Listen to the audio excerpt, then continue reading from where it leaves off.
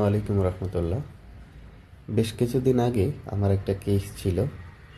102 জ্বর নিয়ে একজন পেশেন্ট আসে। পেশেন্টের বয়স ছিল 8 থেকে 9 বছরের মতো।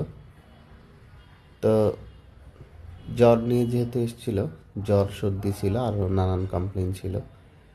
তো কোনো ধরনের কজেশন আমি খুঁজে পাচ্ছিলাম না। যেহেতু কেসটা অ্যাকিউট, আমি কজেশন খুঁজলাম, পাচ্ছি না। তেমন কোনো সিমটম পাচ্ছি না যার কম্বিনেশনে একটা রেমেডি আমি সিলেক্ট করব। তো সব মিলিয়ে আমার কাছে একটু কেমন জানি লাগছিল। এবং বেশ কিছুক্ষণ সময় দেওয়ার পরও আসলে আমি কোনো কুলকিনারা পাচ্ছিলাম না। তো একটা সময় আমি বাচ্চার অ্যাটেন্ডেন্টের সাথে কথা না বলে বাচ্চার সাথেই কথা বলা শুরু করি। তো তাকে আমি যাই জিজ্ঞাসা করি না কেন, সে মাথা নেড়ে আমার এই উত্তরটা দেয়। তো এই বিষয়টা আমার নজরে আসে এবং আমি রেপার্টরির মাইন্ড চ্যাপ্টারে যাই।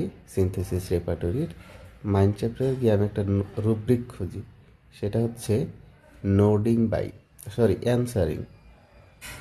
অ্যানসারিং সাব রুব্রিক হচ্ছে নোডিং বাই। অনেকক্ষণ পর এই রুব্রিকটা যখন আমি পাই, এখানে দেখেন একটা রেমেডি দেওয়া আছে, সেটা হচ্ছে পালসেটিলা। এবং এই পালসেটিলা মেডিসিনটা এখানে সাজেস্ট করেছেন বা এখানে দিয়েছেন আমাদের লিজেন্ডারি ডাক্তার এস আর পাঠক। সো আমি তাকে পালসেটাল প্রেসক্রিপশন করি এবং ম্যাজিক্যালি পেশেন্টটি সেখান থেকে চলে আসে। তো এই ধরনের ইন্ডিভিজুয়ালাইজ সিমটম যদি আমরা পেয়ে থাকি পেশেন্টের ক্ষেত্রে, এবং সে যখন আমরা রেফারেন্স পাবো, অর্থাৎ রেপার্টরির মাধ্যমে বা ম্যাটেরিয়ার মাধ্যমে ভেরিফাইড করব, তখন কিন্তু সেই সিমটমটা উক্ত পেশেন্টের জন্য অনেক গুরুত্ব বহন করে।